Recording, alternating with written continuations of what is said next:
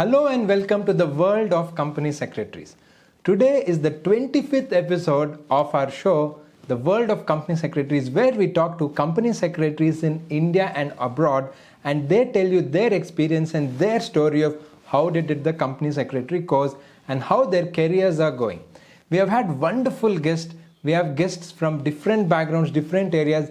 We made sure that each guest is representing one kind of sector or one kind of story. Like we have had women who, despite having hardships, has did the company secretary course and they're successful. We had people from the management side. We have people from the practicing side. We have practicing company secretaries from big listed companies. So we have tried to have our guests from different varied areas to just showcase that the company secretary profession is a very versatile profession where the opportunities are limitless. It all boils down to what you want to do, and your future is in your hands. And this show is just one small inspiration or motivation for each one of us to excel in our career of company secretary. You may be a student, you may be a member, you may be a senior member. For everyone, it is always inspiring to listen to the stories of our peers and seniors and also take a leaf out of it in our own life. And today on this 25th episode, we have a very, very special guest, DC Jain sir. DC Jain sir is one of the early members of the ICSI. He's 80 plus. He's 80 plus. I call him young, not old, because of his zeal and enthusiasm. If you just talk to him, anyone will feel young, and his zeal for business and entrepreneurship is amazing. He's a visionary like no other. DC Jain sir is one example where a company secretary need not just stick to the core secretarial activities. During his career, he did wonderful things, and not only that, in the secretarial department or in the accounts, he went on to become an entrepreneur. So it is not necessary that a company secretary should only be in the management. If he wants, he can be an entrepreneur, and DC Jain sir is one perfect example. Of course, everyone need not become an entrepreneur, but a CS can also become an entrepreneur and be very successful. For that, DC Jain sir is the inspiration. He is the founder of Akums Drugs and Pharmaceuticals Limited. It is a 7,000 crore company which he has built over years. Of course, now his sons and also the entire team manages with him, but he is the founder, and in the pharmaceutical space, he is considered as a visionary, and his company Akums Drugs manufactures more than 10% of all pharmaceuticals in India, and it's a very, very big company.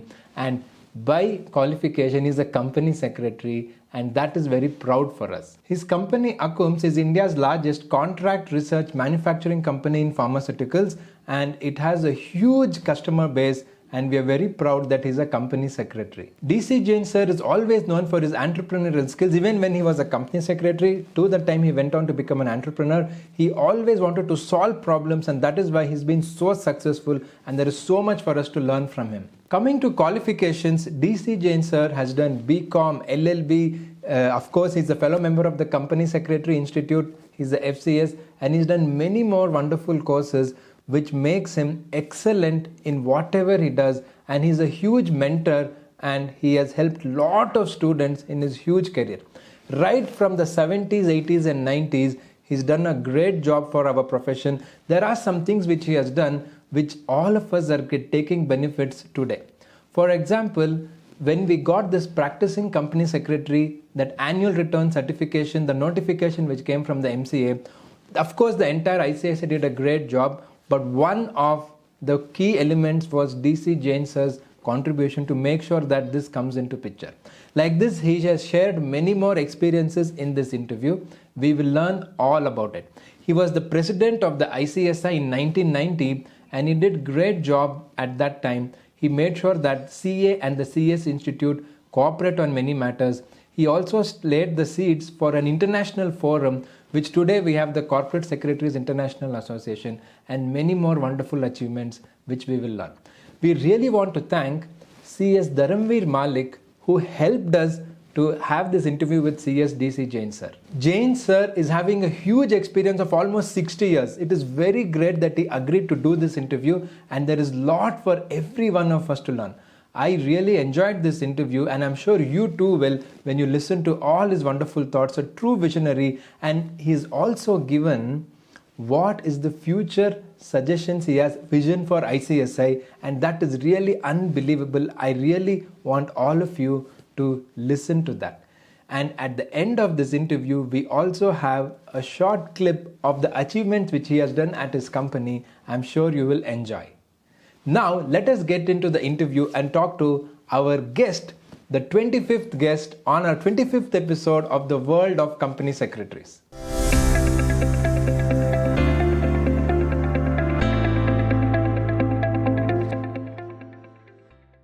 We have an extremely special guest, past president of the Institute of Company Secretaries of India, and someone who's done so much that we have to talk to him and learn about his wonderful journey, Shri DC Jain. Hello, sir, and welcome to our show. We are very happy that you have come here. Today, the whole world will know how you have contributed to the company secretary profession. We are here today because of your efforts in the 60s, 70s, and 80s.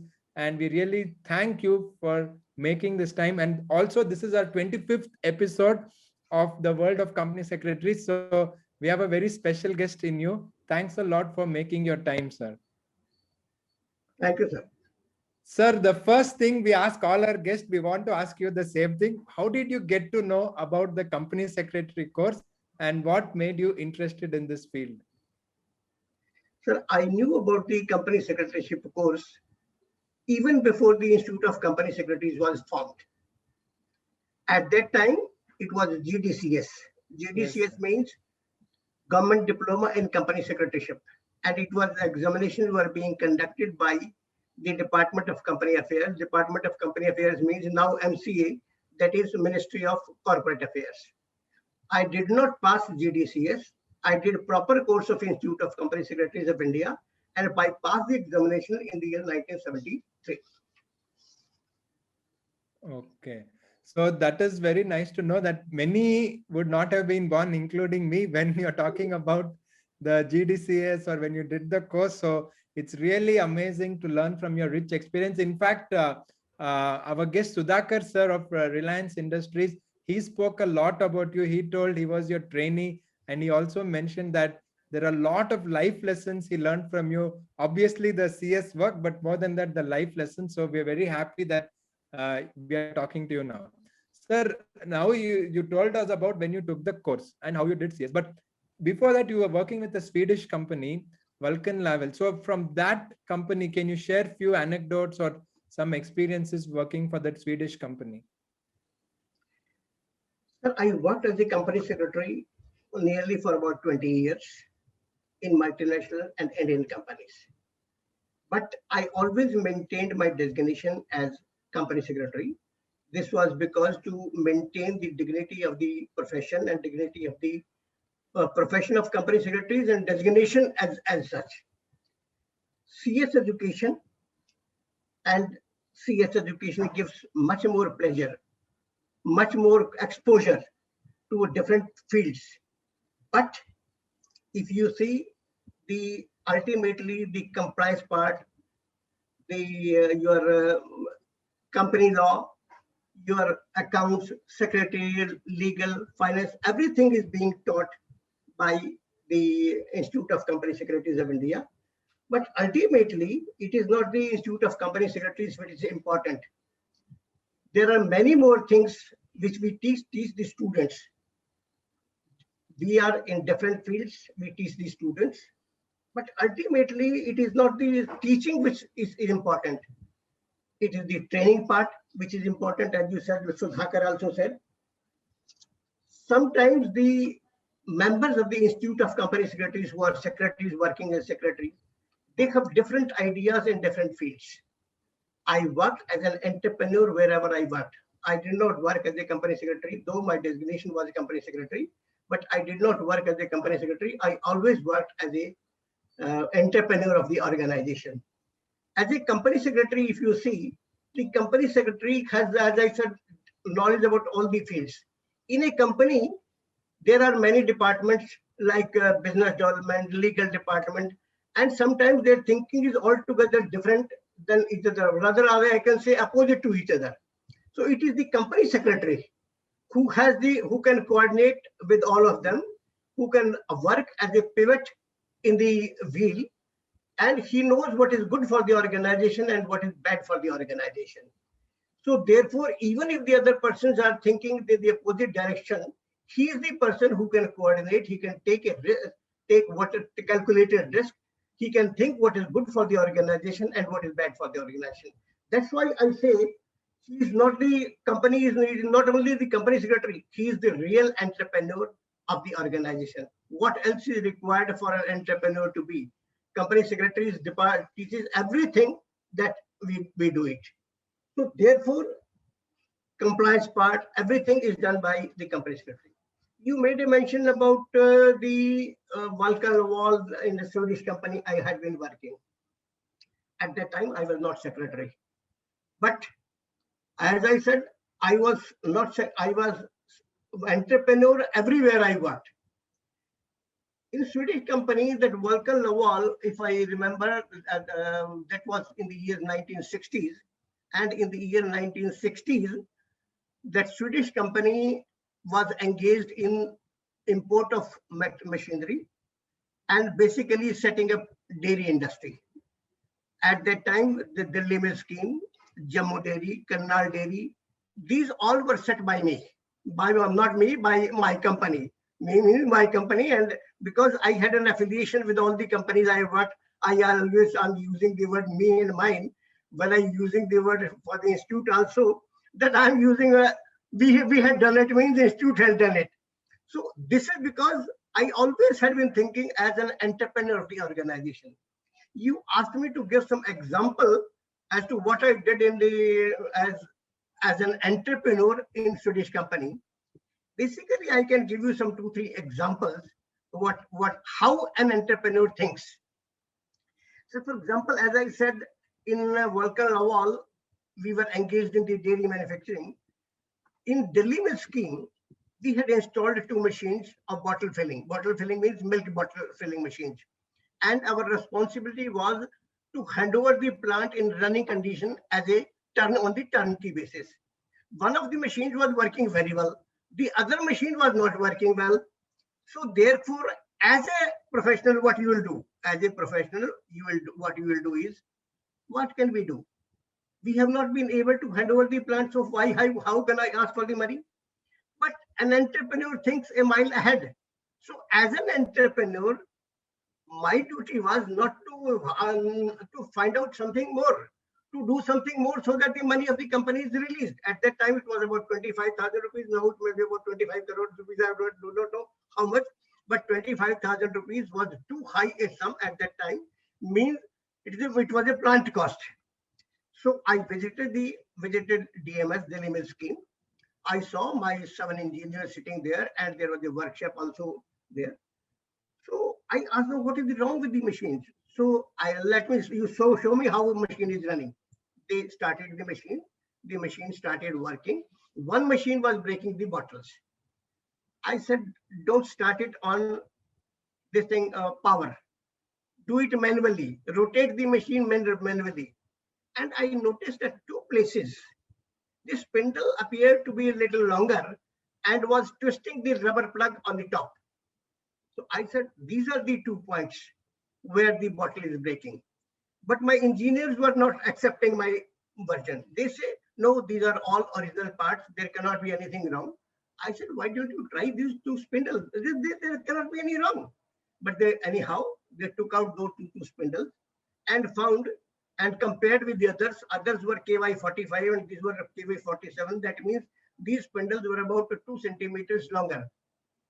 It did not take them any time. Just went to the lathe machine, grinded the spindles, reduced to size, and in a few minutes time, the machine started. So the example, the moral of the story, it is only a story, but the story means that something is more to be decided, something more is to be thought by an entrepreneur as compared to a professional. So I was not only a professional, I was an entrepreneur all the time. I give another example. I don't know, I'll give you as much example as you want. I give another example. We had set up Jammu Dairy in that company only, I say. In Jammu Dairy, there was a big machine to be shifted from Jammu to from Pathankot to Jammu. And at the time, the railway line was only up to Jammu. So for shifting those heavy machines, I was given an estimate about 17,000 rupees, and 17,000 was equal to the cost of the machines. So that was too high a figure for me, only for shifting, because they said a crane will go from Delhi and they will charge about 70 rupees per hour, and total they calculated it will be about 17,000 rupees. I said, okay, let me just see it. And they also rather insisted that you are not approving the expenditure. Why don't you go and see it? So early in the morning, I reached Pathankot and I saw really there were 3 big pieces. One was about 8 tons and another was about 4 tons. And it was really difficult to shift them to Jammu. Then I saw at the same platform some power transformers were lying. Power transformers were equally heavy. I asked the people how these transformers are shifted. Who carries them? They said these are Punjab State Electricity Board and they have their own trawler. So I visited Punjab State Electricity Board. I asked them whether they can lend their 18-wheeler trawler. They said, yes, we'll charge you 250 rupees. I agreed to it. So I hired one trawler of this thing 18-wheeler and 2 trucks at the rate of 110 rupees per 2 trucks. I brought them to the railway station, and railway station now it was a question of loading and unloading. Loading was no problem because from there that was up to narrow gauge is there up to Joginder Nagar. So from meter gauge to narrow gauge, the material is required to be shifted. So there were about more than 10 cranes there, and a huge heap of means iron rods, iron ropes. So I asked them how much you will charge on loading. They said railway will charge about 30 rupees. So 30 rupees I paid, and another 30 rupees I paid to the crane crew. They gave me a few iron ropes to tie up. I loaded them, I got them loaded and sat in the truck itself. We reached this thing Jammu. And after reaching Jammu, now it was a question of unloading. And unloading means it was not a question of how much strength you have. It was a question as to how do you tackle it. So a simple way, I asked both the truck drivers because the machines were too heavy, about 1 feet thickness, unbreakable machines. I asked the 2 truck drivers that they should put their trucks in such a way that their backside touch each other. So they did so. Then I asked them to tie up both the machines together. So both the machines of both the trucks were tied together. And then I asked the drivers, you move to your direction. So one moved to the one direction and the other moved to the one to the east and other to the west. So ultimately, both the machines came down without any crane. Now, unloading of the second machine was not a difficult task because that was on a simple platform.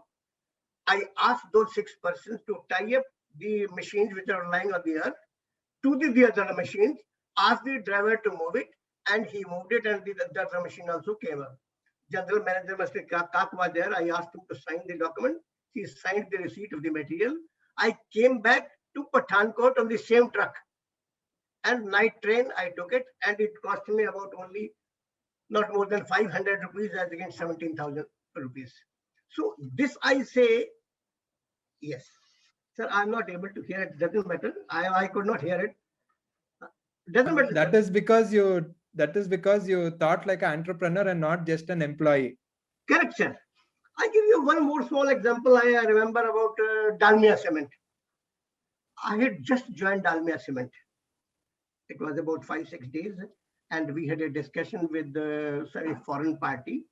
We decided to import some Varsala DG sets, and we were required to open FLC, foreign currency letter of credit, within 21 days. And at that time, you must have a foreign currency available. That means a foreign currency loan was to be taken. And in 21 days time, taking it for 21 days, taking a foreign currency loan was not an easy task. The job was assigned to me. I went to Chennai. Chennai means that was our bankers, that main banker. I went to bankers so that foreign currency loan is sanctioned at the earliest. There I found that it was a Good Friday and the bank was closed. And next Saturday, Sundays were also closed. So there were 3 holidays. Now, as a professional, what you will do? As a professional, either come back to Delhi or else you wait for 3 days in a hotel and Monday you start working. I had not taken even the application because I had joined only a few days back only. So I asked the watchman of the bank to connect me to the manager. So because I was an entrepreneur, I say. So he connected me to the manager. His wife was there. She said the manager and the other staff of the bank, they are playing cricket in the nearby park. So I asked them that the matter is very, very urgent and important. So you tell them that decision from Dalmia Cement has come. After some time, I could talk to him. And after about 1 hour's time, the bank manager and from 4 or 5 people with bats and ball and other equipment of the playing with the laps in their lap and came to the bank. I told them that it is a very urgent matter. We have to do it. And they said, okay, we'll do it. For Dalmia Cement, there is no problem. You sit with us. So they had my complete data except a few matters which they required about the technical matter and financial matters. Other than that, they had everything. They took about 1 day to prepare the application. They had a few questions. So for that purpose, in the evening, I talked to Mr. White Dalmia, the president, the owner of the Dalmia Cement, and Mr. Narang, who was technical person. I got the information. Next day, my application was ready. Thereafter, the bank prepared the appraisal report. So by Sunday, everything was ready. So they gave me the envelope to be taken to their head office in Mumbai, because Monday there was a committee meeting wherein it could have been approved. And I asked the manager, he telephoned also the general manager of Mumbai office.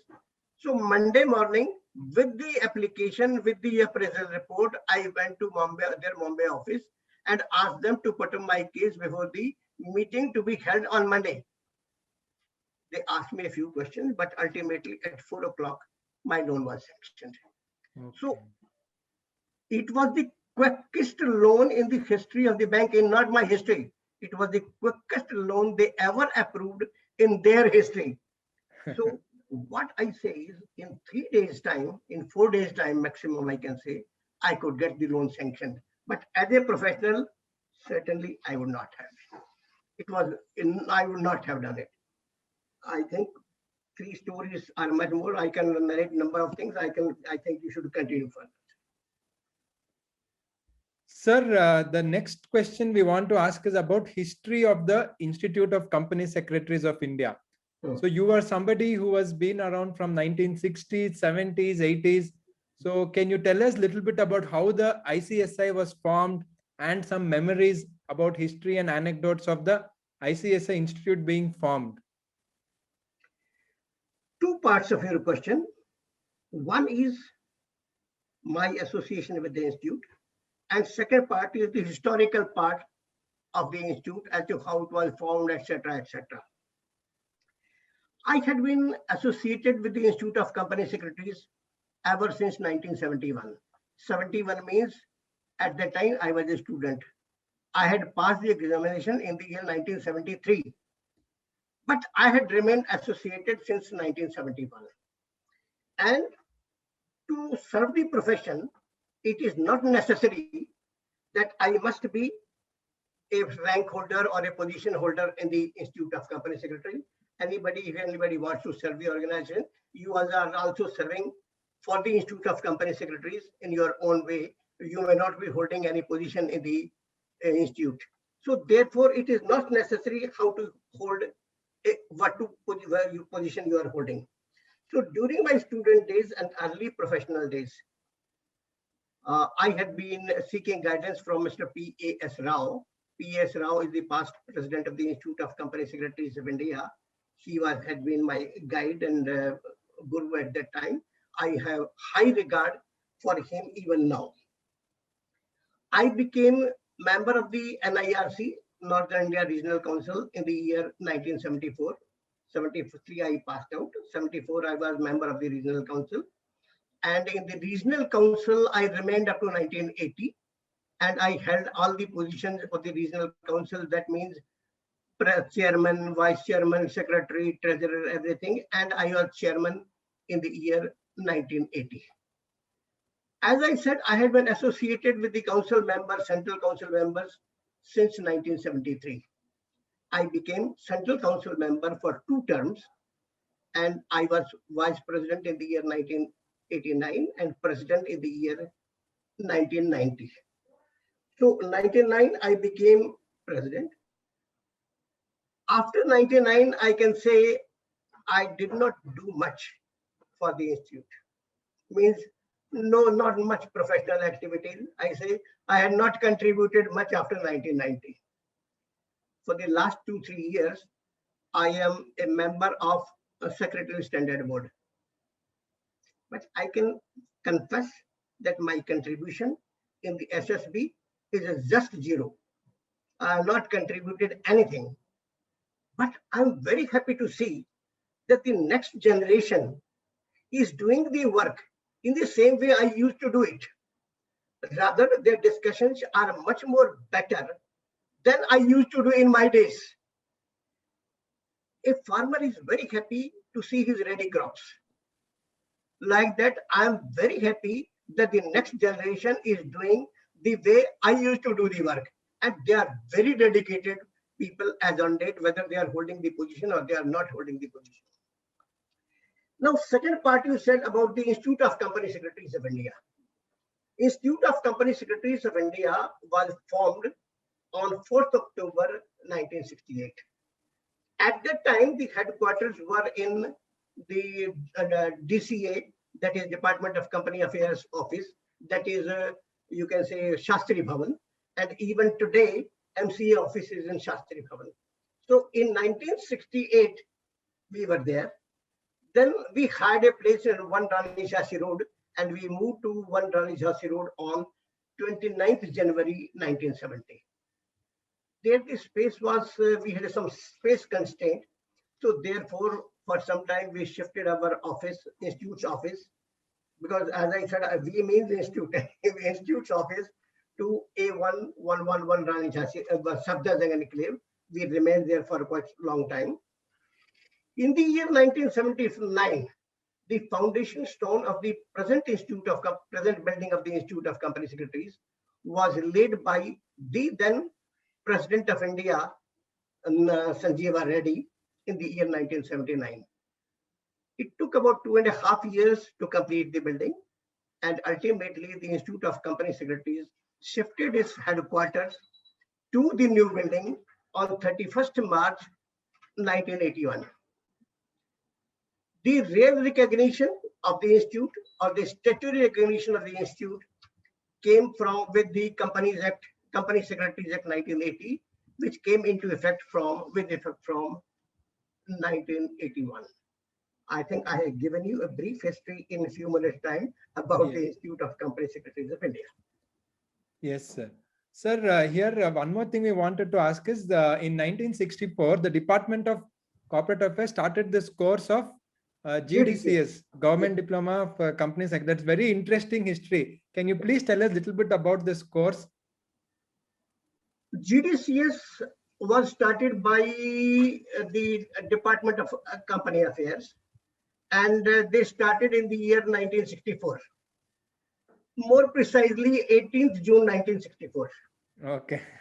And at that time, there used to be 3 examinations: preliminary, intermediate, and final examination. Any graduate from public could appear in that examination. But mostly, the officers, assistants from the DCA office, that is Department of Company Affairs office, and there were persons working in regional registrar's office used to appear in this examination. Reason was because it was a departmental promotion examination, I can say. Okay. Because they were working there, so they get a departmental promotion. But not that public could not appear. Public could appear in the examination, but and again the process was difficult. What was the difficulty process? For depositing the fees, you have to go to Reserve Bank of India for depositing the fees. And on a challan based on duly signed by the Department of Company Affairs, Delhi. So any person appearing from Bangalore or Chennai had to get the challan signed by Department of Company Affairs and then deposit with the Reserve Bank of India for payment of fees for the GDCS course. So this was virtually impossible. Today, people just do it on click of a button on the computer, laptop. You can just pay your exam fees. But the procedure you're telling is RBI, then get the challan signed in the Department of Company Affairs. Yes, so unbelievable. Yes, this remained. They conducted the examination up to 1971, and after 71, the examinations are being conducted by the Institute of Company Secretaries of India. And as I said earlier, I did not do GDCS.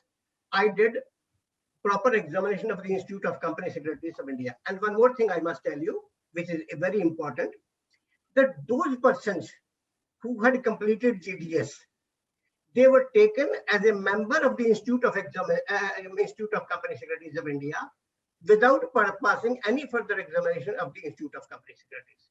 Because GDCS means it was again government diploma, and ultimately it was for company secretaryship. So those who had passed the examination of Department of Company Affairs GDCS were taken as a member of the Institute of Company Secretaries directly. I am one of the 1973 means my FCS number is 304. 304 means before me, only a few persons are there. Otherwise, all are other GDCS who had not passed the examination of the Institute of Company Secretaries. Okay, because that passed the GDCS, they got automatic membership. Yes, sir. Yes, sir. Yes, sir. Okay.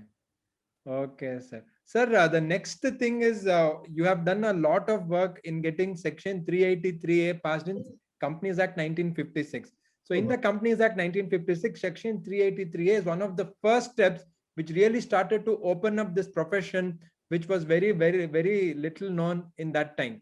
Can you tell us what was the challenges to get this section passed and what were the immediate consequences? So if you see, the real recognition of the profession came from 383A. Section 383A says that any person, any company having a paid up capital of rupees 25 lakhs and above must appoint a full-time company secretary and who must be a member of the Institute of Company Secretaries of India. So earlier than that, it was not so. So 383A is very important. Before 383A, anybody could be appointed as a company secretary, or it was not compulsory for anybody to appoint a company secretary. This 383A was inserted in the Companies Amendment Act 1974. And it came into effect from 1st February 1975. Now, I again repeat that until 1975, there were no regulations for appointment of company secretaries. That means it was not compulsory for anybody to appoint a company secretary, though there is a provision in the Companies Act 1956 that you may appoint a company secretary. But there was no compulsion to appoint a company secretary and no qualifications were prescribed. That means even matriculates were also, firstly, there were not many company secretaries. And secondly, even the matriculate could be appointed as company secretaries in the organization. So this section provided, as I say, compulsory appointment of 20 companies having a paid up capital of 25 lakhs and above. So this compulsion is the only thing which came into effect from 1st February 1975. And this compulsion gave a birth to the profession of company secretaries of India. Now, you asked me the hurdles. Passing of this act by both the houses of the parliament was a difficult task. Firstly, it was opposed by the industry. Industry means your FICCI, SOCHM, PhD Chamber of Commerce, all were against it. they said they felt that it was a burden of the companies to appoint a full-time secretary. And especially they also made a mention that the Chartered Accountants Act was passed in the year 1949, and they are very useful members. And as on date, even after so many years, there is no compulsion on the companies to appoint a chartered accountant on the as a whole-time employment. Why there should be a company secretary in whole-time appointment to be appointed in the company? There was strong opposition by the chartered accountants and lawyers also, because prior to that, most of the work was being done by the chartered accountants. Now, this was another hurdle. Now, third, coming to the parliament. In parliament also, most of the members were chartered accountants or lawyers or industry. So under these circumstances, passing of 383A was very, very difficult. At that time, Mr. H.R. Gokhale was law minister, and he made a statement in the parliament. He could prevail on the Lok Sabha and said, he referred to the minutes of 1956 parliament. That means in the year 1956, there was some minuted decision that the company should appoint a full-time secretary. When Companies Act 1956 was passed, I'm referring to Companies Act 1956. It was from 1st April 1956. So when this act was or bill was passed, there had been question that Companies Act, Indian Companies Act, is the largest piece of legislature in the country, having 658 sections, about 16, 17 schedules, rules, notifications, addendum, appendices, etc. Companies Act is the largest piece of legislature in the country. You compare with any act in India, Companies Act is the largest piece of legislature. And second, Companies Act of India is the largest Companies Act of the world. In the world, there is no act as big as the Companies Act. So therefore, a question was raised, who will be the person to administer such a big act? At that time, the answer, the reply given by those ministers at that time was that there will be whole-time company secretaries and they will administer it.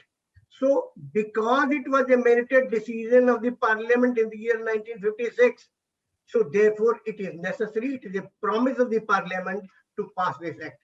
So this is how the act was passed. This is really wonderful, sir. So the parliament had an intention to have a company secretary way back in 1955-56. Correct. And that was noted in 1974 by the minister, Mr. Gokhale. Yes, sir. Yes, sir. Yes, sir. But I can say, sir, this was not the end of the problem. The passing of the act was not end of the problem. There were a number of other things. One, at that time, we were hardly 1,400 members. Yes, 1,400 in all India. In all India, including GDCS.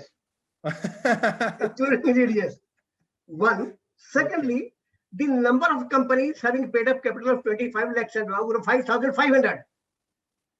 Yes. When it is a compulsion, then you don't have members. How will you comply with the act? There are 5,500 members of companies. We only said that we have about more than 5,500 students. If you approve it, then they will also occupy, they will pass the examination next year time and we'll have adequate number of company secretaries. This was one. Secondly, big companies had appointed company secretaries, and those company secretaries were very qualified, also chartered accountants, lawyers, and some persons passed from London Institute of Company Secretaries. So there were persons and they were working in the companies for a number of years. They were signing the balance sheets, etc. So they said those persons who are already acting as a company secretaries in such companies, they should be given membership without passing the examination. This was another thing. How to remove the company secretary who are well qualified and working in the companies for quite a long time. There was another class of people also, where the persons were not qualified, like company secretaries there, but he's immatriculate, not having adequate qualifications and not having adequate experience also. What will happen to that? Will they be admitted as a member of the institute, or can they continue as a secretary of those companies? So these are the three types of difficulties at that time. Many other were there. In the year 1949, Chartered Accountants Act was passed. Before that, there were registered accountants. Correct. And those registered accountants were admitted as CA, as members of the Institute of Chartered Accountants without passing the examination. So on the same policy, the Institute of Company Secretaries also had to take such a member, such persons as members of the Institute of Company Secretaries without passing the examination. Okay. So in that case, what was done? A criteria had to be laid. The criteria laid was that those persons who have passed the examination of Chartered Accountancy London, or who are chartered accountants, or cost accountants, or MBAs, or MComs, minimum these qualifications, and have been working with the companies for at least 3 years, and must have their Form 32, that is for appointment, must have been filed with the Registrar of Companies, and they must have signed the balance sheets of the company for 3 years. So those persons would be admitted as members without passing the examination. Okay, okay. Very interesting. Now, my third question again remains, sir. And the third question was, what will happen to those companies, those company secretaries who do not have adequate qualifications and who do not have adequate experience? What will happen to them? So it was decided that they are given 5 years time. That during 5 years time, they can continue to be secretary of those companies. Okay. Not mobility is not allowed. They cannot go and be appointed as a secretary of any other company, but they can continue to act as secretary of those companies. And during this period 5 years, either they pass the examination or they quit as company secretary of secretaries. So okay, they were basically given a window within which they have to pass the exam, and they can't go to other companies and work as a company secretary. Yes, sir. You asked me the difficulties and challenges faced. I may say something more also at that time. See, number of persons who were admitted as members were about 1,200. We were about 1,400. I'll not say they outnumbered, but I can still say they outnumbered us. Now, the Institute of Company Secretaries was not ours, it was theirs. And who were those persons? Those persons were mostly chartered accountants and lawyers. And such persons never liked the Institute of Company Secretaries. So how to handle such a situation? Now, we old veterans decided to play a low-key role. That will be very way. And those persons also were powerful. Powerful means they were represented bigger companies. They were much more educated, I can say. May not be company secretaries, but highly educated, highly experienced, and working in very big companies. So we decided that all key positions should be given to them. That means regional council members, central council members. We made them all central council members, central council president, vice president, chairman, vice chairman. We gave all posts to them. Now, a person who holds the position in an organization, in an institute, they will never talk about the institute. Correct, correct. That's it. So with that, about 4 or 5 years was sufficient for us. And they also ultimately, but on the background, we old veterans were working behind the scene, behind the curtain, and were old secretaries who were doing the job. After passing of the examination, after passing of this act, there were other problems also connected with this. That is, in the year 1975, we had to revise the syllabus. There were no study at that time. Like I can say, there were only papers. There were no syllabus. So we defined the syllabus. I can say I contributed a lot in the preparation of the syllabus at that time. Although it was passed by the Central Council, but basic legwork was done for drafting the syllabus was done by me. And then we wrote study lessons also. because otherwise, what will students do? Just defining the course was not sufficient. And the books were not available in the Institute of Company Secretaries of India. So they not anywhere in the country. So therefore, according to the syllabus, according to the papers, it was necessary for us that we prepare study lessons. I also prepared one lesson. Rather, I started preparing the lesson as a symbol, or as I say, a type of sample, that this is how you have to prepare the study lesson. I prepared study lessons for company meetings at that time. So the difficulties were the preparation of the study lessons, preparation of the syllabus. These things were there. And one more difficulty we had was the funds. At that time, neither the institute had the funds nor the regional councils. So in most cases in the northern region, I can say all the study circle meetings or lecture meetings used to be held in my office, and even the regional council members used to be held in my office. Same was the case with the other regional councils also, and the Institute of Company Secretaries was also not spending much because the institute did not have any funds, and nor the central council was giving any funds to the regional council because it did not have the funds itself. So this was another difficulty or challenge we had. I think I have taken much of the time and said more than what was required.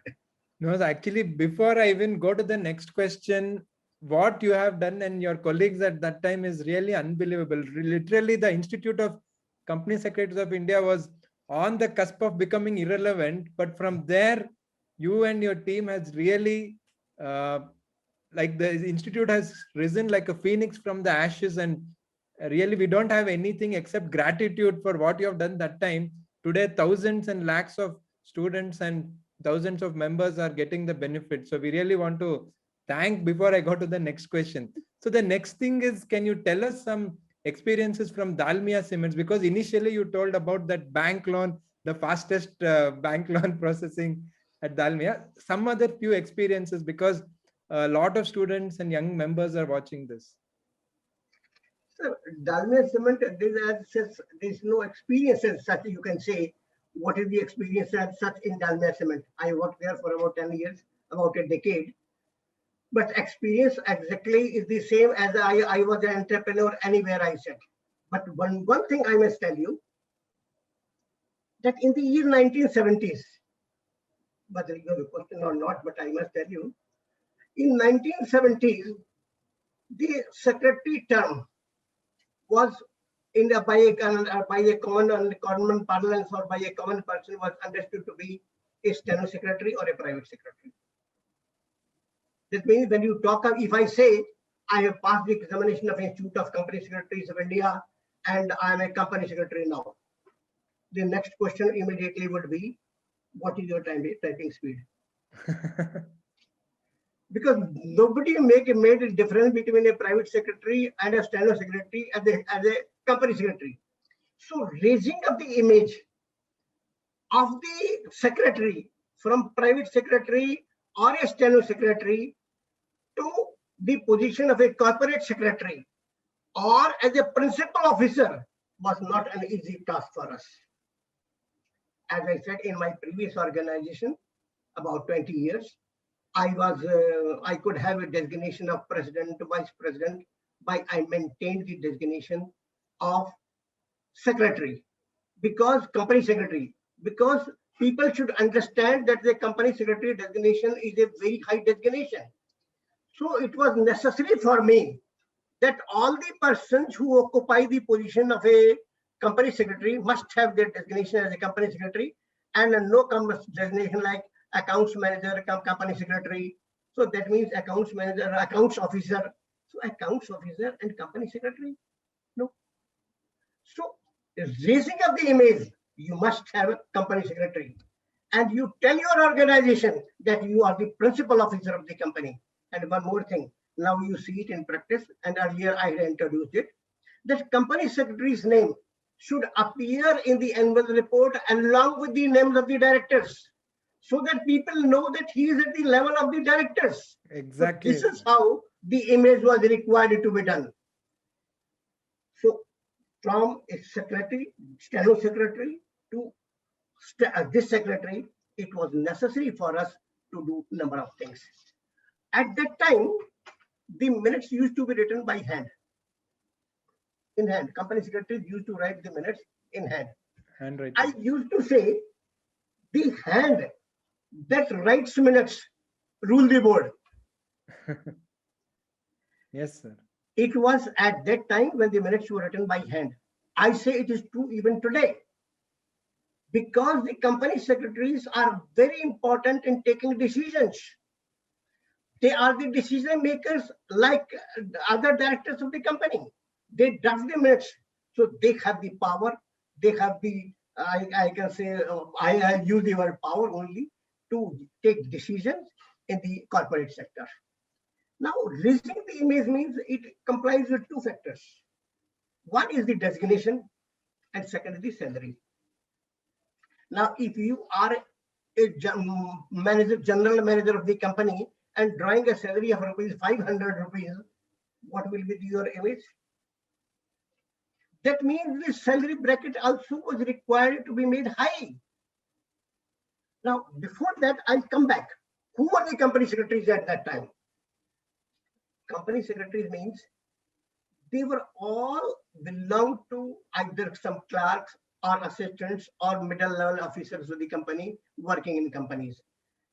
They knew that passing of the chartered accountancy is difficult for them, because 1 year's training was required. Nobody can leave the job and do 1 year's training. Company secretaryship to that extent was easier. It was only 3.5 months training, and that too some exemptions could be there. So those persons who were working as assistants or junior level managers in the organizations became company secretaries. And at that time, what was the salary level? I'm talking of that time. So at that time, the salary level was about 1,000 rupees, 1,000 rupees for those persons in 1970s. So a person getting 1,000 rupees, if he gets a job of 1,500 rupees as a company secretary, he will be very happy. Yeah. Because he has got a jump of 500 rupees and designations of a company secretary.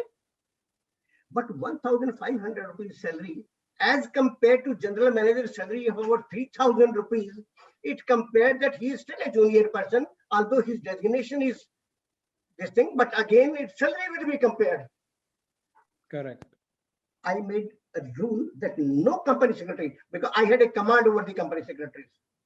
At that time, there was a scarcity of company secretaries. The number of secretaries were less, and demand of the company secretaries was more. So therefore, we could rule. And I was working at the employment exchange for the company secretaries as well as for the industry. So for that purpose, industry used to contact me and the members used to contact me. I said, nobody will accept a salary less than 3,000 rupees. And if anybody does not get a salary of 3,000 rupees in 45 days, it is my responsibility to get him job for 3,000 rupees. So any person going for an interview will ask for a salary of 3,000 rupees. So this is how salary of everybody is 3,000. Company secretaries 3,000 rupees, which is a very high bracket. Those who were getting 1,000 rupees salary got 3,000 rupees salary. So number one, they got a good designation. Number two, they got a good salary. This is how the image of company secretaries was raised by me. Really unbelievable, sir. Each word you're telling is very, very difficult for us to understand and comprehend, but we can only, as I said earlier, be thankful for all the difficult work which you have done in the past. Sir, can you tell us a little bit about, there was this issue that in the registrar of companies, it used to take 2 to 3 years for documents to come in order, for 2 to 3 years for documents to be taken on record from the ROC side. It could be like appointment, resignation of director, charges and things like that. So how did you solve this problem, sir? Because you were instrumental in solving this big problem. Can you please share that experience? So today, you file a document on MCA portal, it is taken on record immediately, or in some cases, not more than 7 days time. Correct. At that time, there was a lot of pendency in the registrar office of all the registrars throughout the country. And pendency was to the extent of 2-3 years. Important documents like appointment of directors, a resignation of directors, a registration of charges, which was required on an immediate basis. These used to take 2 to 3 years. So 2 to 3 years taking means if a banker wants that his charges should be registered, it will not be registered for 2-3 years, and he cannot take any action against a company, a defaulting company, if the charge is not registered. Similarly, if you ask the registrar of companies to provide the list of directors, certainly he has no list of directors to be provided. He does not have a last list of charge. He did not have. So when he did not have, how to do it? So at that time, myself and Mr. T.P. Subbaraman means he was a secretary of the secretary and CEO of the Institute of Company Secretaries of India at that time. So he and myself, T.P. Subbaraman and myself, we paid a number of visits to the Department of Company Affairs. We suggested that we have a company secretaries, we have given them a certificate of practice, and what is done in the registrar office. What they do is they have a checklist for each document, and the clerk checks whether the documents are complete or is full, whether filled up or not as per the checklist. So the same checklist which is being used by the registrar of companies, we will use it. Means our company secretaries will do it. And if they certify that the documents is in order, that should be taken on record. With that, your pendency will cease to exist, and documents will be taken on record immediately. With great persuasion, it clicked the department, and they issued a circular that any document or form or return certified by a company secretary will be taken on record by the registrar of companies immediately. Immediately thereafter, Institute of Chartered Accountants approached them. That means Department of Company Affairs, and said, "Sir, certification is our domain. We had been issuing the certificate. Certification is our domain, not company secretaries. We should also be allowed to certify the documents." Then another circular came that chartered accountants, cost accountants, and company secretaries are allowed to sign any other document. After only a few days, the department realized its mistake, and they withdrew all the circulars. That means nobody is allowed to sign any document. But we, myself and T.P. Subbaraman, we kept pursuing them. Sir, it is necessary, and our secretaries are well educated, they are trained, they are governed by a code of conduct. So therefore, it is necessary for you to allow them to practice and to sign such documents. And it is our domain because we are specialized in company law, not chartered accountants or cost accountants or lawyers. We are specialized in this. Ultimately, annual return was the biggest thing at that time. The Department of Company issued a notification that all annual returns of the companies shall be certified by the practicing company secretaries. This circular was issued on 15th June 1988, the notification. And I can say, this is the start of profession of PCS. And sir, I must tell you, I take this credit that this circular was issued by me. You are celebrating. You asked me why to have your interview or not to have interview. I said no, I don't want it. As on date, does anybody know that this notification was got to be done by us, by my T.P. Subbaraman and myself? You are celebrating PCS Day every year, and you are doing a number of things on PCS Day. But does anybody know how the circular came into the effect? I take this pride that the circular of 15th June 88 or notification got issued by Mr. T.P. Subbaraman and a DCI.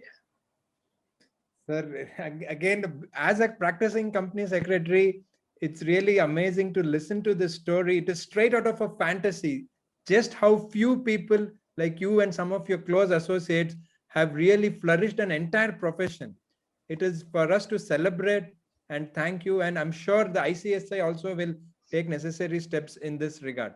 Sir, going further, we would like to ask you about the contribution which you have made when you were president. Sir, you were the president of the ICSI in 1990, but you did lot of activities before that, like you said about the practicing company secretaries and this certification thing about annual return, or many other initiatives which you had taken, right from getting the company secretaries more recognition, more value, more salary, and all these things.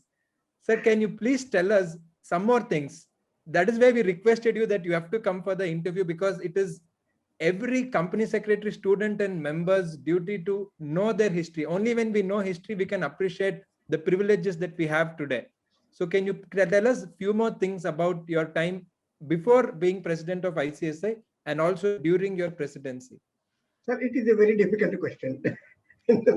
This question is really difficult because it is very difficult for me. I was a president in the year 1990. That means about 1 years back.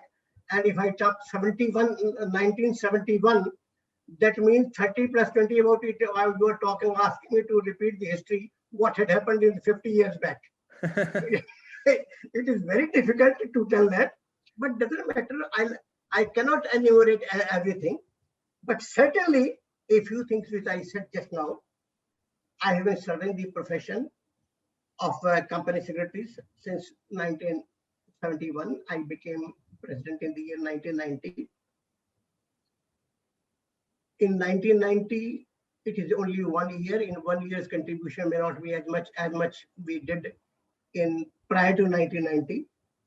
And first of all, I must repeat that 383A, it was not done by me. I don't take that it was done by me, but certainly my contribution is there. Yes, sir, definitely. The profession of company secretaries started with the 383A. So with all combined efforts of many, and the biggest effort was Department of Company Affairs. They did a lot. We were instrumental, but 383A was brought by Department of Company Affairs, but we pursued it very well. We pursued with the parliamentarian, we pursued with the chartered accountants, we pursued with FICCIs, SOCM, etc. That let this be passed. And we spoke also that let it be passed. There is a different purpose for it. So one, I can say, combined efforts of everybody, Section 383A was brought into the effect from 1st February to 1975. Secondly, as I said, only repeating that in 1975, the study lessons were written by me, and the syllabus was drafted by me. And most importantly, the system of examination was necessary, and it was laid. I played a big role in defining how the examination system will work, because this was a very new thing to us, and many things are required for an examination. Examination is not that easy. So therefore, for examination also we did a lot of things. Thirdly, I said this 15th June 88, the practicing company secretaries passing of getting the notification passed with regard to certification of annual return. We had contributed a lot during this period. I do not say anything I can say about what I did as a president in the year 1990, but certainly a few things I can say. First of all, in the year 1990, we prepared a prospective plan of 10 years for the institute. Prospective plan means a plan which will be applicable from 1991 to 2000, and it remained applicable. Means making a plan for next 10 years. We had one past president, Mr. C.R. Shah, who was a lecturer in IIM also from Ahmedabad. He was from Ahmedabad. He was the director of Torrent also. He is no more now, but he was past president of the Institute of Company Secretaries of India. He did a lot. We made SWOT analysis of the Institute of Company Secretaries. What are the strengths of the institute? What are the weaknesses? What are the threats we have? What are the opportunities we have? And how we can give more strength to our strengths, and how weaknesses we can improve it. How can utilize our opportunities, and how can ward off our threats? So that we analyzed in a great details, and we prepared a prospective plan for 10 years. And that was applicable from 1990 to 2000. So this was one thing I did in the year 1990. In 1990, at the very beginning, I prepared a 20 points program. 20 points program means an agenda of 20 points, which is to be completed for the benefit of members and students in 1 year's time. And that agenda, that 20-point program, I announced in the annual convention held in February 90, that this will be our program for next 1 year. I can say that I completed everything, all the 20 points, rather more than that, which I had promised in the beginning. In the year 1990, ICSI London had organized a convention in Singapore, and that convention was organized by London Institute, but it was attended by Hong Kong Association of Secretaries of Hong Kong, Malaysia, Singapore, Australia, Pakistan, New Zealand. We had decided to form an international forum. So that is the decision at that time. I vividly remember that the president of ICSI London, he said that our organization, means their organization, is over 100 years old. And Institute of Company Secretaries of India is 10 years old. The progress which Institute of Company Secretaries of India has made in 10 years, they have not been able to do it in 100 years. So that was the appreciation we got from ICSI London. In 1990, we also had a first international conference in Calcutta, wherein neighboring countries, associations of company secretaries like Bangladesh, I remember Sri Lanka, Pakistan, they also had attended, and I also did it. One more thing I did was, which nobody else had done it, that we did not have good relations with the Chartered Accountants Institute. At that time, I had known the president, vice president of the Chartered Accountants Institute. So I made a coordination with them, and 3 meetings of the Institute of Chartered Accountants and Company Secretaries were held. And great cooperation, we got it from each other. And today we are good friends because of the seeds sown in the year 1990. Till 1990, we did not have good relations with the Institute of Chartered Accountants of India. So we made good relations with the Institute of Chartered Accountants in the year 1990. Now, one more small thing I remember. One Mr. Adam Patel of Karachi, he was a Rotarian and he was an advocate. He had been continuous in touch with our Institute of Company Secretaries of India, and we signed a memorandum of understanding with the Institute of Company Secretaries of Pakistan for exchange of views, etc., exchange of literature, exchange of knowledge that we had signed. This is all I can say. It is very difficult to remember what I had done in 1990 and what I had done in my previous days. Yes, actually, it's a little awkward even for us to ask the past president himself about what he did. We should have known from other sources, but at least now, since we heard it from yourself itself, and it's going to be on YouTube, everyone will know the history and the great contribution and how ICSI has produced wonderful results over the years. Sir, going further, can you tell us a little bit about the examination department, if you remember anything, sir, some anecdotes about the exam? Because even today, sir, like with due respects to other institutes, ICSI is the only institute where every year we have exams on the same date. The result is 25th of February and 25th of August of every single year. And we have heard and we have seen other institutes where results are different dates, or there is one result in the morning, one result in the evening, and students are disgruntled. But ICSI has been very, very consistent and very fair. And I'm sure the seeds were laid during a time of you people. So can you tell a little bit about the examination department? Sir, I have a very good experience with the examinations now. And at that time, we had laid systems for paper setting, how to set the paper. It is not that saying paper is to be set by somebody else. A system, how the paper should be set, how to appoint an examiner, how to appoint a paper setter, how to appoint a moderator of the paper setter. It is not that you may appoint based on the experience or anything. We have to repeat them also. How to evaluate an answer sheet, how to test an examiner whether he has examined the answer sheets properly or not, how to moderate the examination. So those systems were laid by us. We also laid systems. We had at that time two experts, when Professor M.C. Shukla and R.P. Maheshwari, good persons, permanent consultants, permanent, I can say, on the Institute of Company Secretaries, that means our examination cell. The secrecy was to be maintained. You know, and if you don't have the system, then secrecy cannot be maintained. Today, the members, the students, not students, I can say the officers of the Institute of Company Secretaries can appear in the examination. In the same institute members, same institute employees can appear for the examination. It is because of the secrecy we are maintaining, meaning thereby they cannot know their even result half an hour before the declaration of the result.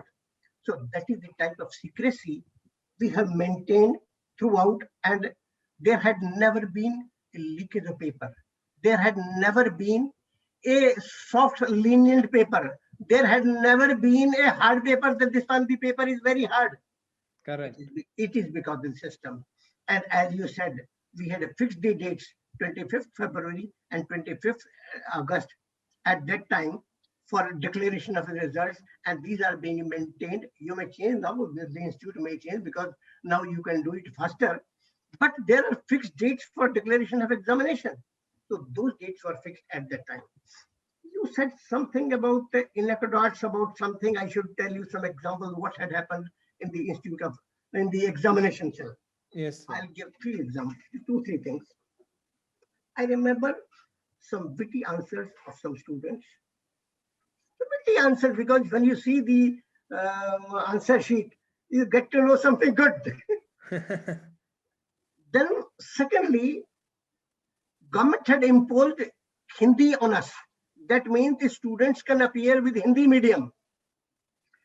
Now, that was another difficulty, and how to resolve that difficulty. If you hear it, then you will come to know. The third thing I'll tell you, there was a suspected leakage of paper in Chandigarh chapter, which nobody knows till today. So these three things I'll cover. First of all, I said witty answers of these videos. There was a question we had asked about allotment of shares. In B part, we had asked a question, under what provisions of law, which return in which form is required to be filed with whom and in how much period? That means the correct answer was, under section 75 of the Companies Act 1956, a return of allotment in form number 2 is required to be filed with the registrar of companies within 30 days of allotment. One of the students writes, under the provisions of law, a proper return in the prescribed form is required to be filed with the appropriate authority within the stipulated period.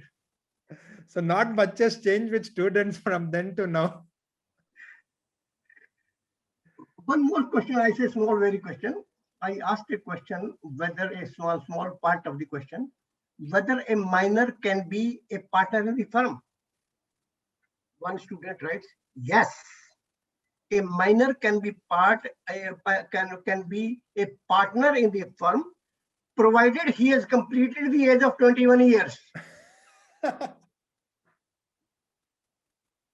Now I tell you about the imposition of Hindi.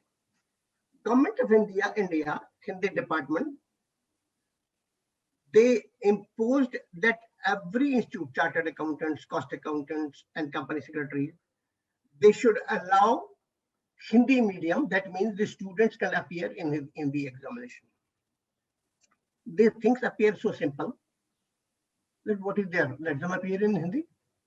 But when you come to a reality, you see the difficulties as well. Now, we are like chartered accountants, cost accountants, we also allowed. There were hardly 15, 16 students, not more than 15, 16 students appear in the examination, appear in Hindi, with Hindi medium. Now, as per practice, answer sheets of one examination center is distributed to different examiners, at least 10, 20 examiners. That means answer sheets of one examination center is not given to one examiner. It is distributed so that there is a proper marking. Now, in Hindi medium, what to do? We had to segregate and if we distribute it, and you just think that a Hindi medium student answer sheet goes to a Tamil Nadu examiner and he will say, la, la. So what will you do? So therefore, we had to first sort Hindi medium, all answer sheets and keep together. Then we did not have examiners who know Hindi also and who knows the subject also. Correct. Because it is not knowing Hindi, it is knowing the subjects because the person has to examine. So we did not have examiners who were knowing Hindi also and who is knowing this thing. And we cannot distribute five answer sheets to everybody.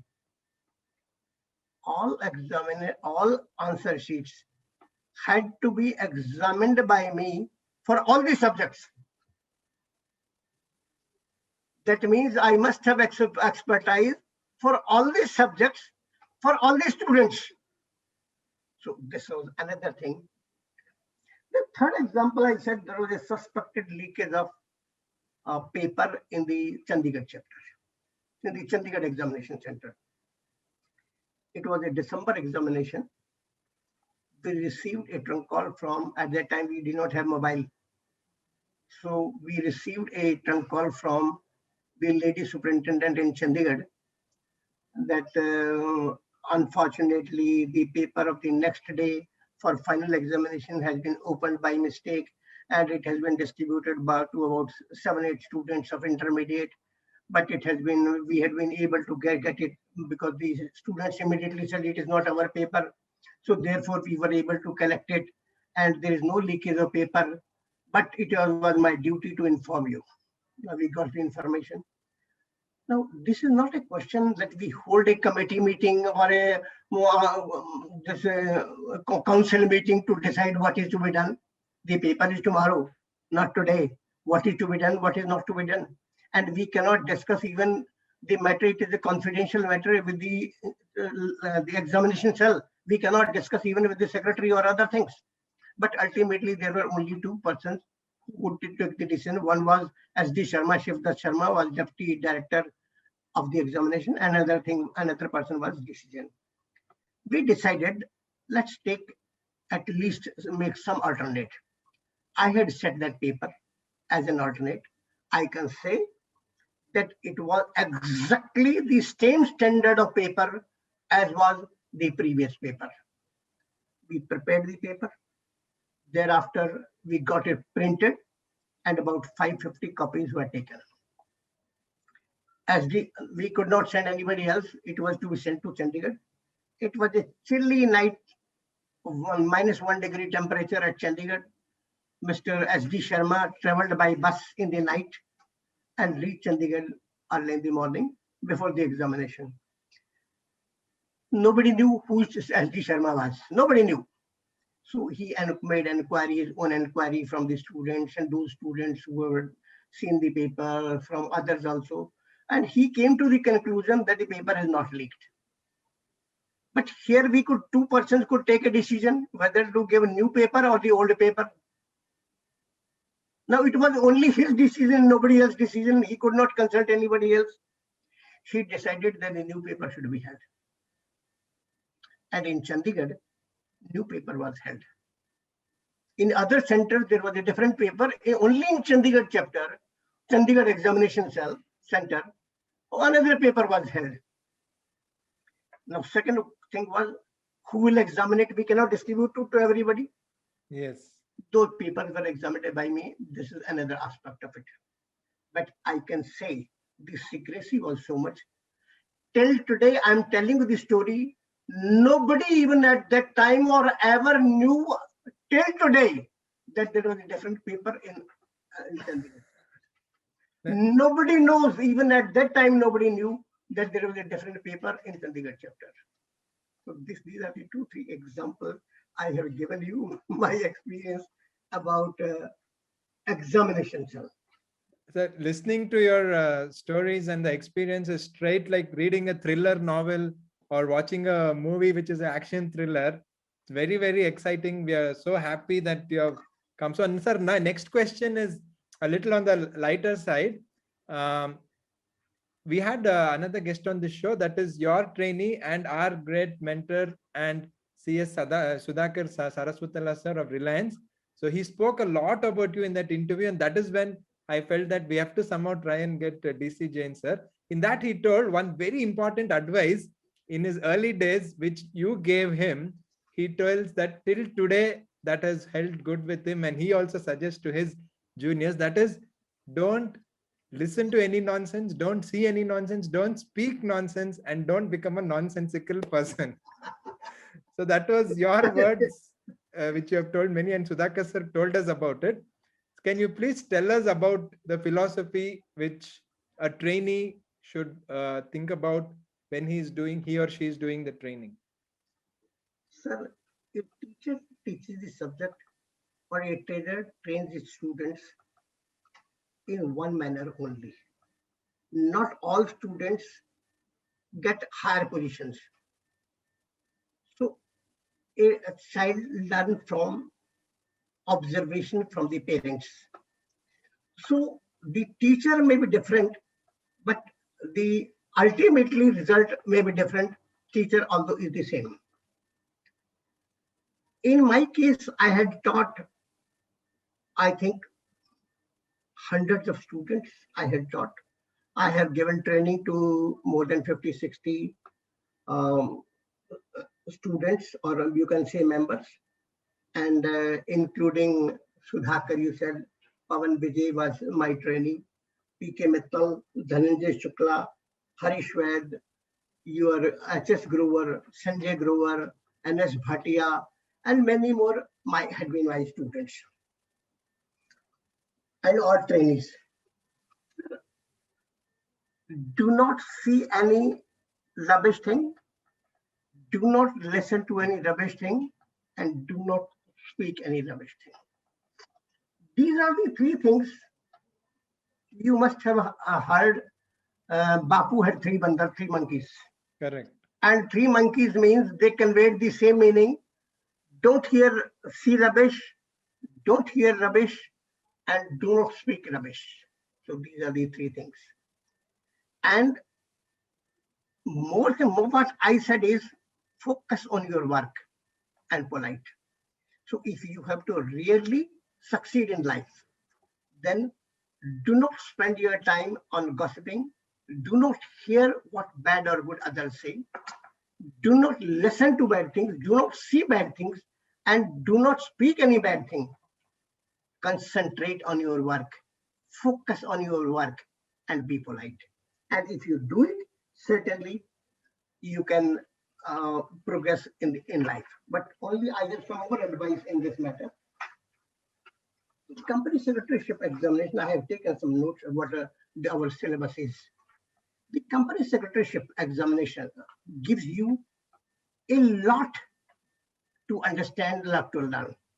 Now, syllabus covers a gamut of subjects, including management accounting, advanced tax laws, corporate tax laws, individual taxation, tax deduction at source, tax collection at source, forex management, GST, banking, insurance, IPR, secretarial audit, forensic audit, general laws, labor laws, economic laws, business laws, commercial laws, drafting, pleadings, jurisprudence, interpretation of law, IBC, company law and practice, risk management, corporate restructuring, information technology, systems audit, securities laws, capital market, business market, etc. But ultimately, after understanding and learning so much of things, after studying so vast subjects, what our company secretaries do? All company secretaries in employment, they confine themselves to writing of the minutes. And company secretaries confine themselves to certification of returns, etc. I only say that the horizon should be little larger, not confined to two things. That's all. Okay. Sir, I think that you have told us very great words, and also we will all remember about not speaking rubbish, listening to rubbish, or talking rubbish. That will be a huge inspiration for us. Sir, again, on a lighter side, since you have such a huge experience, you would have met students in different places, maybe your trainees or students in different places in different times. Can you just share few experiences about that? I had very good experience with the old members and students. At least not a few thousand students and members must have studied my study lessons, or attended my lectures, or attended oral coaching classes, or must have read my articles. I had written about 100 articles at that time, published in various newspapers and journals, including Chartered Secretary. So but I do not know them all. But I can only say that I commanded a respect, certainly commanded a respect from them. I give a few examples of the people I came across afterwards, after my presidentship, or during my presidentship, or during my member. I came across certain members. I'll tell you only the stories whom I did not know, but they respected me. When I was Dalmia Cement, for attending our AGM, for other conducting our AGM, I was traveling from Delhi to Chennai, because my registered office was in Dalmiapuram, that is Chennai, you can say. My wait list only was one, but I could not get the boarding pass. Therefore, I had no alternative but to come back. While I was coming back, I was told that some finance minister is going to Chennai, and therefore all the seats are blocked. While I was coming back, one of my students who was in the Ministry of Finance was with Mr. VP Singh. So he saw me and he told VP Singh, sir, our president, DC Jain, he is president of our Institute of Company Secretaries of India, Mr. DC Jain. And we are very grateful to him. He is a nice person, and he gave a long introduction to VP Singh. Although VP Singh also knew me well, but as a minister, he might not be knowing me that much. Hello, Mr. DC Jain, where are you going? Sir, I was going to Chennai, but now I am going home because I could not get the ticket boarding pass. What for, your Chela is here? Then Chela immediately gave me a boarding pass and I could travel. So, and I did not know the Chela much, I can tell you. Another similar example, very similar example I'll give you. I was traveling from Chennai to Delhi by 5:30 morning flight. I was not very late, very little late, but the window clerk did not allow me to board the aircraft. He said, no. Okay, I can't do anything. It was 5:30, and on those days, next flight or any flight was not possible because flight used to be booked some 2-3 months before. And at 5:30, what to do? I cannot go back to the city. I did not have any hotel or anything. I thought for if I could get the refund, I'll go back to the city about at 10 o'clock.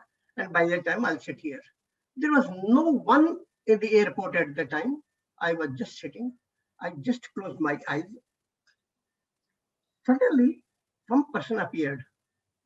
Hello, Mr. DC Jain. I opened my eyes. Who is the person? Sir, I'm Srinivasan, your student, and I'm in charge of this airport.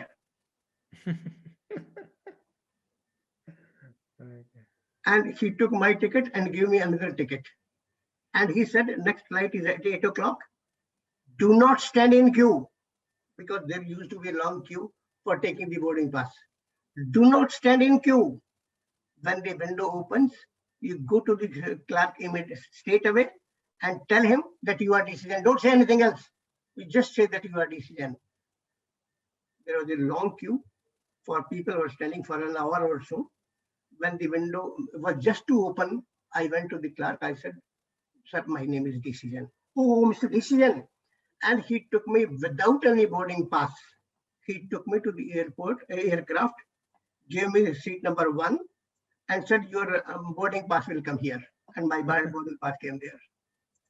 So this type of things I faced. One more thing again, because I'll not take much time. Once I was sitting, and I do not know both of them. I was sitting in Hotel Park waiting for somebody in Delhi.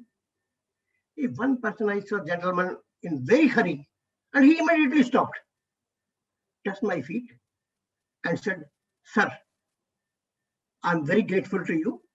Because of you, I'm vice president of this organization, and you had got me the appointment. I tell you, I do not know the person even today. I do not remember whether I got him the job or not. But he was in a hurry. But one small example, just opposite to it. Means you say the people know me. I said people do not know me. I was traveling from Delhi to Lucknow by train. I saw a person sitting with a chartered secretary in his hand. So I thought he must be a company secretary. So I went to him. You have a chartered secretary in your hand. Are you a company secretary? He said, yes, I'm company secretary. Then he asked me, are you also a company secretary? I said, yes, I'm also company secretary. Then he said that he knows Mr. DC and he's a nice person. And he is working in Dalmia Cement. I had been to his office also. And I had read his books. Now I'm reading his article only. An article. And his photo is also there in Chartered Secretary. And I said, sir, my name is DC Jain. And literally, he stood up from his seat. Very sorry, sir. Very sorry, sir. I did not recognize you. I was only I was engrossed in reading the article, etc. So this is the story I told you where people did not recognize me. I think there are a number of stories. I think I need not repeat. Yeah, no, sir. You have told us a lot, and each one is very interesting. Sir, we have taken quite some time of yours, but again, last few questions, if you could permit us. Yes, sir. What Yes, do you sir, think, yes, sir? What do you think are the top 3 or 4 qualities which a company secretary or a CS consultant should have to be successful? From your huge experience of 50 plus years, if you can share some words of wisdom. A consultant, 3 qualities means he should have 3 eyes. He should have 3 eyes. 3 eyes, I mean to say, he should have intelligence, independence, and integrity. Because you said 3 things. I said he should have 3 eyes. He should be intelligent. He should have intelligence, integrity, and independence.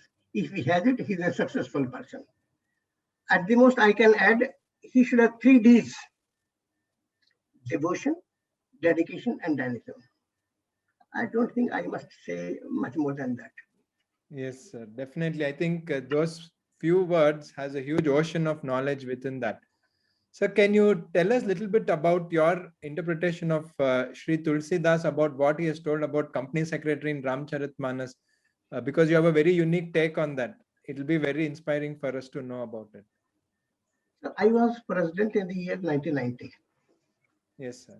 And in 1990, I had invited Sri P.N. Bhagwati. He was the Chief Justice of India at that time. I wanted to, he inaugurated also. I wanted him to inaugurate our national convention. So I telephoned him. He said, why don't you come to my house? I said, okay, I'll come. And the next day, I went to his house. He had just performed his puja. He was in the puja room. And he called me in his puja room only. There was a small sofa there. He said, you are inviting me for such a big function. I do not know much about company secretaryship. Can you tell me what is a company secretary and what lecture I'll deliver? I said, don't worry, sir. We prepare a lecture for you. And somebody will come and discuss with you. Not that you have to just read out. Somebody will explain to you what's the institute and everything. No, you just tell me what is the role of secretary. I said, sir, role of secretary is defined by Tulsidas in Ramcharitmanas. He had a very great smile. I said, role of secretary is defined by Tulsidas in Ramcharitmanas. Ramcharitmanas, Tulsidas secretary. It is a new profession. Yes, sir. Tulsidas has defined the role of secretary, and in Sundarkand, couplet number 37, it says, Sachiv Vaidya Guru. Sachiv Vaidya Guru teen jo, priya bolahi bhai aas, Raj Dharma tada teen ko vegahi ho ki vinash. What is the meaning? Sachiv is secretary, Vaidya is doctor, Guru is Dharma Guru. These three are professionals. Now, these three professionals, what is their responsibility and duty? Firstly, that they should not speak good or soft or sweet for fear or for expectation. Speaking good, speaking soft, speaking sweet is very good. It is a virtue everybody should have. But speaking good, speaking soft or sweet, just for the purpose of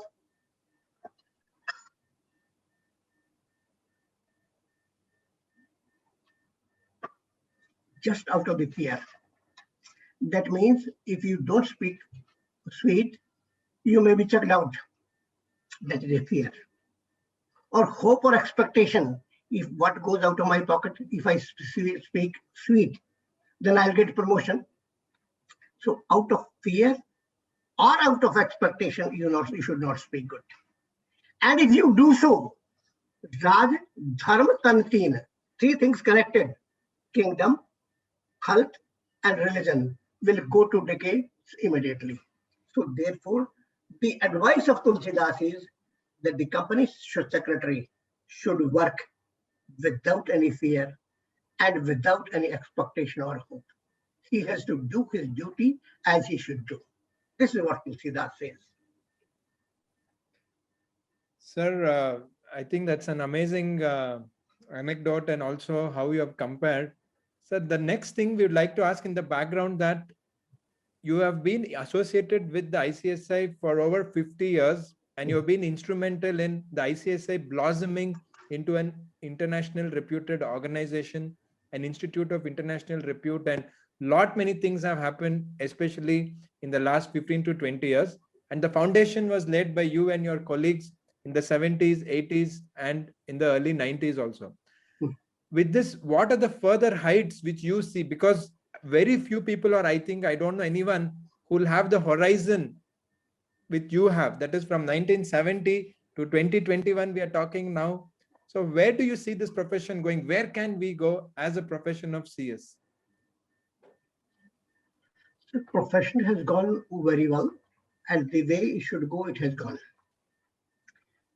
But perhaps your question is, What should more company secretary should do? What should institute should do Yes, sir. In the future. in future? Uh, Earlier, I had suggested to the Institute of Company Secretaries that they should start two things. One, independent directors course, and another is managership course. Now, what is managership course and what is um, independent?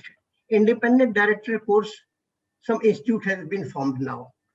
It has been formed because Institute of Company Secretaries did not take any steps to it.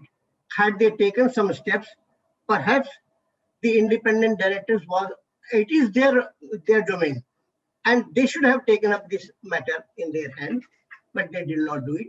Next thing is about managers. Now, company secretaries, not company secretaries, the Companies Act 1956 was passed in the year 1956. And after 15-20 years, nobody knew what is a secretary, although it was there in the act. But nobody knew whatever was a secretary. And when they came to know, it was only a steno secretary or a private secretary. Like this. But now everybody knows it is a proper course and everything is there. Everybody is praising Institute of Company Secretaries and the professional course. The word manager, what is understood by manager in the today's parlance? Means a purchase manager, a finance manager, an accounts manager, HR manager, administrative manager. So manager means a low post, means a simple officer of the company. This is what is meant by manager. What is definition of manager under the Companies Act? The word manager appeared in the Companies Act 1956. The word also appears in the Companies Act 2013, and it is over 65 years now. And after 65 years, I'm asking you a question: what is a manager? A purchase manager or a sales manager, or a finance manager, or a tax manager, like. So the word manager has not been understood by anybody. There is no manager as per Companies Act today. No company has a manager as on date. Correct. But what is the meaning of manager under the Companies Act? What is meant? Manager means a person equal to the rank of a managing director. A person much more than CEO of the organization. The company secretary should take a step for a next 2 years course, new course, that those who have passed company secretary examination can do managership course. And what would man mean by what should do? Company secretaryship course is there. They should add some course of IAS. They should add some course of MBA management. Combining everything. Now an IAS officer is in any field. He is not confined to any field. So if you are coming for a manager, why a manager has not grown? Because there is no examination for the managership. There is no training for the managership. There is no code of conduct for the managership like you have for company secretaries. So what is required? That an institute should take up a course of managership. Therein there is a proper education, there is a proper training, and the person is governed by a code of conduct. If these three things are there, I can say the managers produced by the Institute of Company Secretaries of India will replace all the managing directors of the country, and there will be no CEOs in the country. There will be only managers, and there will be no IAS officers in the country. The managers will take the place of IAS officers if there are managers. So Institute of Company Secretaries may think about the course of managership, the proper education training under the proper code of conduct. If they do it, I think that would be an ideal thing. Otherwise, Institute has done very well. I have nothing else to suggest. They have done very well, and they are doing very well. Even chartered accountants at that time in my days had appreciated chartered secretary, and chartered secretary is being appreciated ever since it took birth.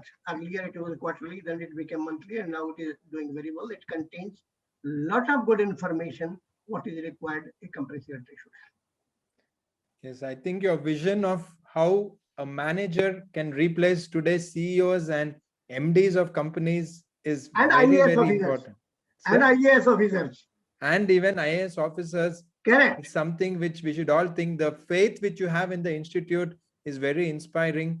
And I'm sure that the steps may be taken in this regard. We really hope that we listen to you more often. So one small thing, what is the secret of your energy, passion, and how do you maintain your health? Sir, I'm an ordinary person like any other person. I'm just a young man of 81 years. And like every company secretary should do, I do the same thing. Means if you ask me what a company secretary should do to keep himself updated or to keep his position, maintain his position. So I can say that a company secretary should read more. Every company secretary, whether in practice or in employment, he should study and update. He should study more than what he studied during the examination days. Exactly. And he should keep himself updated. And every company secretary should be a friend, philosopher, and guide to the organization for the organization he works. If you are a practice secretary only, then three things. One, create client, retain client, and unfirm client. Be guide to them, but a faithful reporting. Meaning thereby, if you are preparing a report, do not compromise. A faithful reporting, but be a guide to them. Guide them how to do it, how not to do it. But a faithful reporting. So create client, retain client, and unfirm the client. If you are in employment of the organization, now another separate advice. Number one, they should not confine themselves to writing of the minutes. Their horizon should be bigger. And as you said, they should be compliance. They should focus on compliance of the organization. So don't confine for minutes. And compliance should in the organization should be there. And third thing, they should think like an entrepreneur should think. Not as a simple professional. They should think an entrepreneur goes an extra mile. So they should go an extra mile. This is what I can say. Wonderful, sir. I think your message is for every member of the Institute of Company Secretaries of India, senior members, junior members, every student of the Company Secretaries of India. And you have spoken about being updated and having the thorough knowledge, thinking like an entrepreneur, making sure we work hard and deliver, whether we are a practicing CS, whether we are working in a company. And every word which you have shared today, it's for me, and I'm sure for all our viewers, it's like listening to a university, not just a library, but a university of knowledge, where you have shared more than 50 years of your great experience. And we really requested you for the interview. I hope you really enjoyed this experience. For us, this will be something unbelievable, and many, many thousands will be inspired by this words and this interview which you have given, sir. Can you please tell us about your experience about this interview? It has been a good interview. It is not, don't say it is an interview. I say I chat with you. You have given me the opportunity to talk to you. I don't call it as an interview. You asked me some of my experiences I shared with you. And it is not an interview. It was just talk between us. Oh, but yes. If anybody could be benefited by this, I'll be very happy. And rather, I can say for the last so many years at that time, we are in 1990, there were hardly about 5,500 members. And now there are more than 60, 70,000 members. Nobody knows me. After even between 5,500 members, if I see, half of them may not be there. And a few only company secretaries, and they must have forgotten after 50 years, they must have forgotten me. So nobody knows me and nobody should know me. They should know what the institute should do. Yes, so that shows your greatness and how humble you are.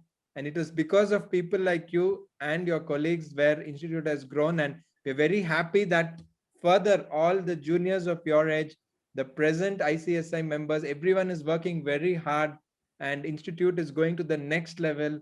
The present council, everyone is doing a great job. And we really thank you for your guidance and for all the words of wisdom which you have given. Thanks for your wonderful time, sir. We took quite some time and thank you very much for this time. Thank you very much, sir. Alokji, thank you very much.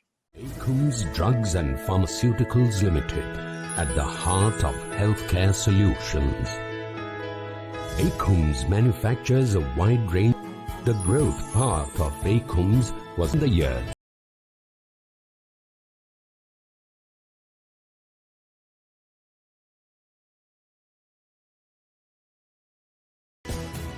Ekcel has become an icon of India's healthcare industry and is the largest manufacturing company of India. Ekcel manufactures over 10% of India's total medicinal consumption. Ekcel manufactures top ORG brands for all big pharma houses and multinational companies. There is hardly any retail chemist in India where a product manufactured by Ekcel Group is not available today.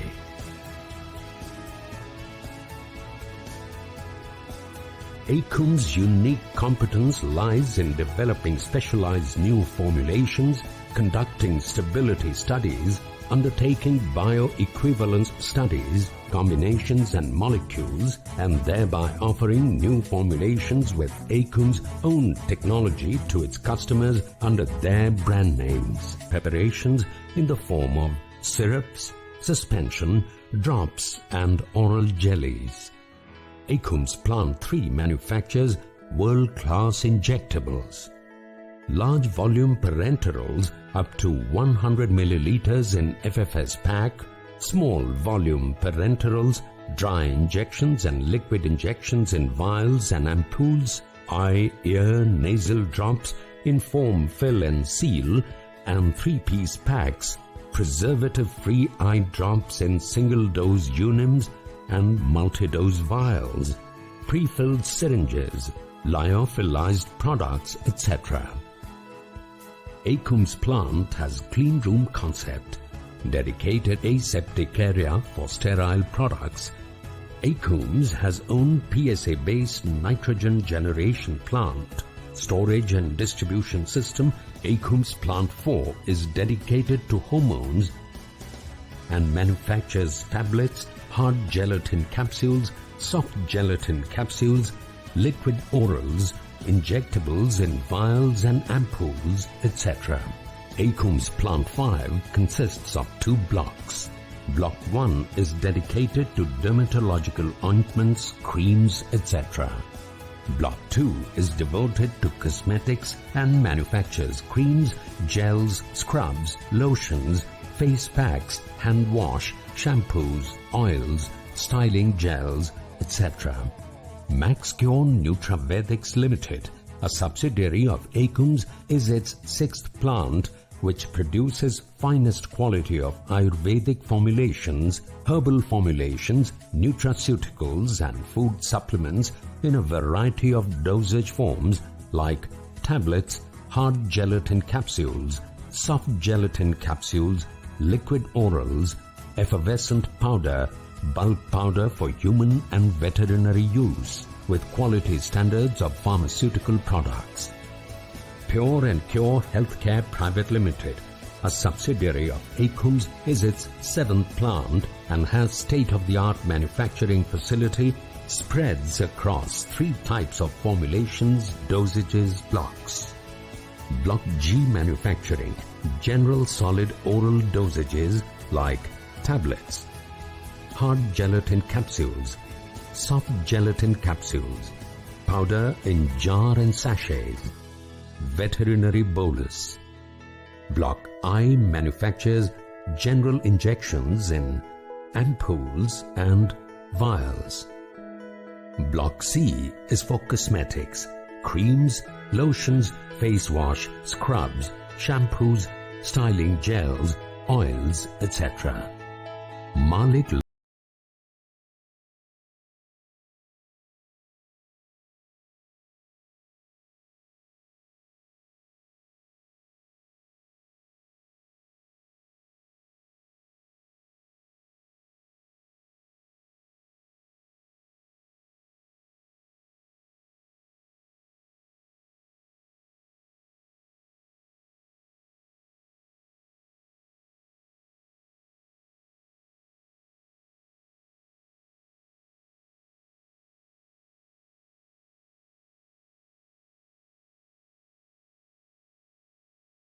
with orals. ACUM's Plant 11 is being commissioned for creating and has been bestowed with an impressive cavalcade of awards and accolades. So that was the long but informative interview of CSDC Jain sir. If you want to listen to this interview, we also are on Spotify and every other podcast. So you can listen there, whether it is Google Podcast, everywhere we are there, you can listen to that. And on Spotify, it is very easy for you to listen along with your work if you can't watch for long interviews. So all our interviews are over there. We will be continuing with this series. We'll be having many more guests to inspire and motivate you. We really thank DC Jain sir for blessing us and thanking him for his time. And he is a huge inspiration for us. We look forward to joining all of you in many more episodes of the World of Company Secretaries.